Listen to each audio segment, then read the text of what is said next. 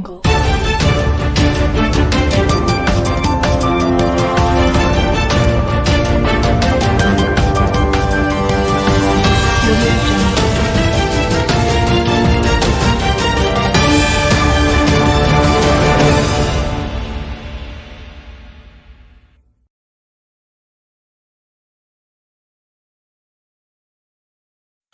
Dilansir dari CNN Indonesia, Ketua Umum Partai Gerindra, Prabowo Subianto, menyatakan siap untuk kembali menjadi calon presiden di Pilpres 2024 mendatang.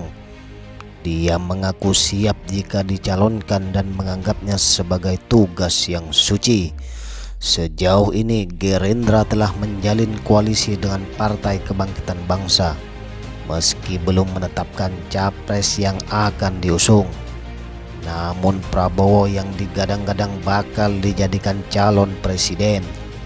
Jika demikian, maka Pilpres 2024 akan menjadi ajang Prabowo yang keempat kalinya sebagai peserta. Di 3 Pilpres sebelumnya, Prabowo selalu kalah. Dengan demikian, kini tinggal bagaimana Prabowo memanfaatkan kesempatan yang ada agar bisa menjadi pemenang. Pengamat politik dari Badan Riset dan Inovasi Nasional atau BRIN, Wasisto Jati, mengatakan bahwa elektabilitas Prabowo memang cenderung tinggi dan stabil. Akan tetapi, bukan berarti Prabowo dan Gerindra bisa merasa di atas angin. Dia mengingatkan bahwa Prabowo sudah banyak kehilangan pendukung usai memutuskan bergabung ke dalam kabinet Presiden Joko Widodo setelah Pilpres 2019 yang lalu. Menurut Wasis, hal itu perlu diperhatikan serius oleh Gerindra maupun Prabowo.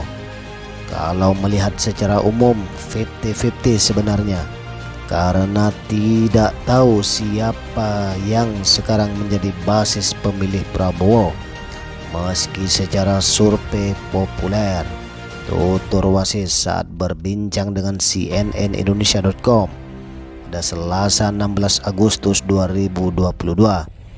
Wasis menganggap salah satu upaya yang bisa dilakukan Prabowo demi mendapat pendukung lebih banyak lagi, yakni dengan memilih calon wakil presiden yang tepat. Menurutnya, Prabowo perlu mempertimbangkan cawapres dari kalangan agamis.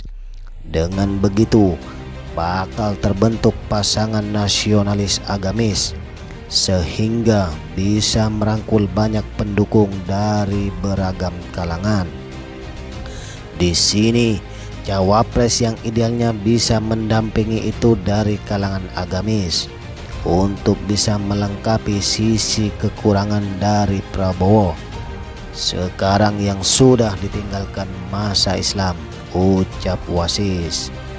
Namun, pengamat politik dari Universitas Padjadjaran, Idil Akbar, punya pandangan lain soal cawapres ideal pendamping Prabowo. Idil menilai Prabowo idealnya menggait tokoh yang mampu menjadi vote getter dan mampu mengimbangi secara politik. Tak hanya itu, Idil juga menilai Prabowo perlu mempertimbangkan untuk memilih tokoh dari luar Jawa sebagai cawapres. Faktor luar Jawa mau tidak mau harus diakomodir. Kalau tidak seperti itu akan mempunyai efek juga. Tapi apakah itu sangat besar? Itu yang jadi pertimbangan, kata Idil kepada cnnindonesia.com Selasa 16 Agustus 2022. Idil mengatakan Prabowo bersama Partai Gerindra dan koalisi perlu waspada dengan dinamika politik selama lebih dari setahun ke depan. Menurutnya, hasil survei elektabilitas yang tinggi jangan sampai membuat Prabowo dan Gerindra hanya berpangku tangan menanti hari H pemungutan suara Pilpres 2024. Ia mengingatkan bahwa pemungutan suara masih lama, yakni 14 Februari 2024. masih banyak dinamika politik yang bisa terjadi. Oleh karena itu, Prabowo dan Gerindra harus menjaga konsistensi elektabilitas demi menjaga kans kemenangan pada Pilpres 2024 mendatang. Dinamika ini saya pikir masih ada 1 tahun lebih, yang tentu saja akan banyak sekali perubahan dan dinamika yang terjadi tutur idil. Apakah kemudian Prabowo dan Partai Gerindra dan koalisinya itu mampu untuk kemudian mempertahankan elektabilitas Prabowo sebagaimana yang saat ini telah terjadi, dan bahkan jika memungkinkan membangun eskalasi lanjutnya?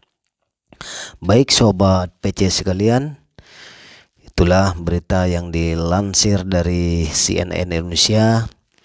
Jadi Prabowo jika maju kembali di Pilpres 2024 itu adalah kali keempatnya Prabowo menjadi kontestan Pilpres dari 2009, 2014, 2019 dan 2024.